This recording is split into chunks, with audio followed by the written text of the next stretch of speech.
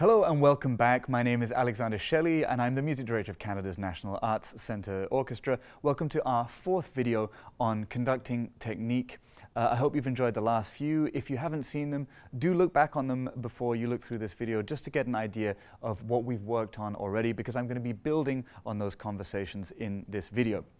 Up until now, we've looked at everything that happens in this box as we described it in the first video, which includes the right hand and everything the right hand does. The basic beating, giving upbeats, indicating dynamic, and something else that we'll talk about shortly, which is phrasing.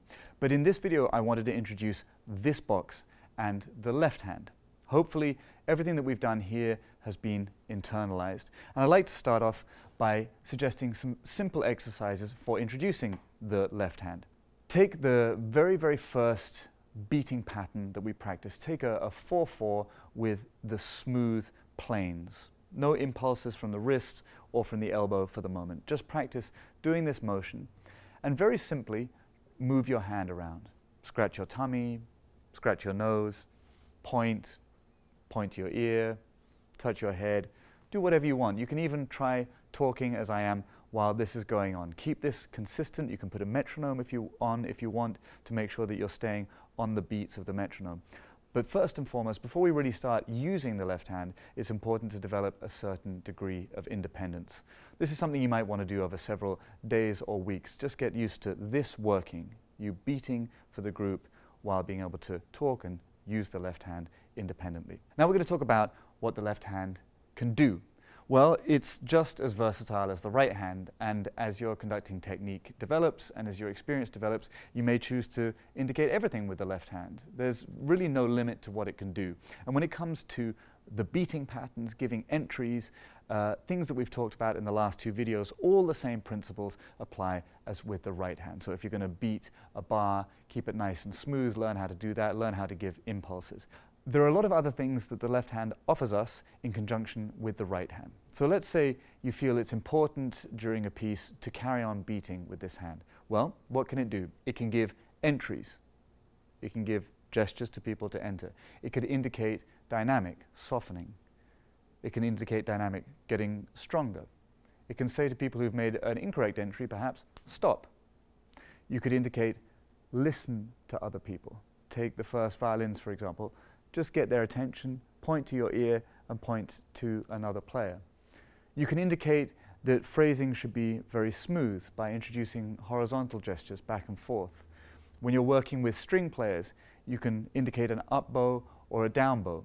All of these gestures and many more can be practiced in conjunction with the right hand, so that while you're beating and while you're keeping the rhythm going, you also have the option of doing this. Those gestures, you can have a look back on what I just made, but there are some fundamentals. There's the stop, there's the stronger, there's the softer. These are signs that can be used outside of music. They're internationally understandable. Stop, more, less, listen, look, smooth, sharp.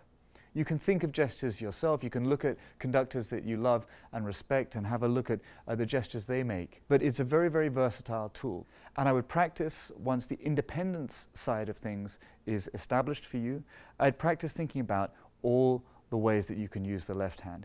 There are two basic ideas. There's the vertical plane and indicating sharp gestures, and then there's the horizontal and circular plane, where you can indicate length of phrases. And these motions, these ultimately elegant motions that you make, will have an effect on sound. Let me give you some examples. Let's say again we're beating in 4/4, and I want to give a sharp indication, perhaps for a trumpet entry. On the third beat, 1 and ba.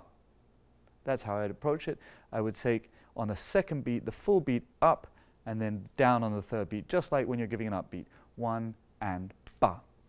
1 and ba. You can do the same thing from the third beat to the fourth beat. You just need to make sure that your left hand goes up in time with the third beat and down. For example, 1, 2, 3, ba. When you're using your left hand to give entries like that, remember that the same rules apply as with the right hand. Musicians are looking for impulses from you. And it's important to remember quite a simple rule. If musicians are playing on a beat, they need to be given from you an impulse on the beat before. So let's say we're all going to say yes on the third beat of a bar. I need to give the impulse on the second beat. 1 and yes. 1, 2, yes. And then I don't really need to worry about hitting the third beat too hard. For example, 1 and 3. They've got all the energy they need from me on that second beat. If, however, the musicians or we are thinking of saying yes off the third beat, so after the third beat has happened, so on 3 and, then the impulse has to come on that beat and not on the second beat. 1, 2, 3, yes. 1, 2, 3, yes. This is a very important rule, both for the right hand and the left hand to remember, because otherwise you end up giving two impulses that could be misunderstood. The first could be understood as the impulse. Let me give you an example. 1, 2, yes, 3, yes. Somebody could see that first impulse on 2 and sing incorrectly. Correct would be 1, 2, 3, yes. Incorrect, 1, 2, 3, yes, because you've given two impulses for them. I hope that's clear. But this applies to the right hand, it also applies to the left hand. When we are trying to indicate phrasing or dynamics, using a soft gesture in the left hand is very useful. You can practice this independently of the right hand by finding a plane and imagine you're just stroking the top of it. Well, nice carpet here on this level. The carpet could be down here, the carpet could be up here, but imagine just the top of that surface being there and you indicating to musicians that there's a calmness, a smoothness in the sound. You can use figures of 8 if you want to have continuity in phrases. And remember also that you're not just working on this plane in front of you, but there are many musicians who'll be seeing you from the side. So going sideways and using this plane in front of you and towards you is also very useful. Anyway, I would submit to you the idea of practicing independence of the two hands. You can do that simply by hanging the arm and moving it around, but also finding gestures that for you speak strongly to an emotion that you're trying to indicate to the musicians. Practice also the clarity of those motions, just as with the right hand, learning where you need to do impulses and where impulses are not required. So those are a few ideas about how to practice the right hand and the left hand techniques together, how to create independence between the two sides. And it's important to practice these things. At the beginning, it's very hard. Creating independence between the two. We all know how easy it is to do this when you're conducting, to mirror your gestures on both sides of the body. I can't emphasize enough how useful it is to develop this independence. The first days, the first weeks will be difficult, maybe even the first months. It takes many years to refine, and it's always a refining process.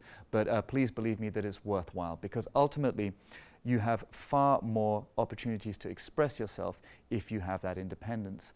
And also, if these independent sides of your body are relaxed and internalize the movements, you can start to listen and look more when you're conducting. So good luck with that.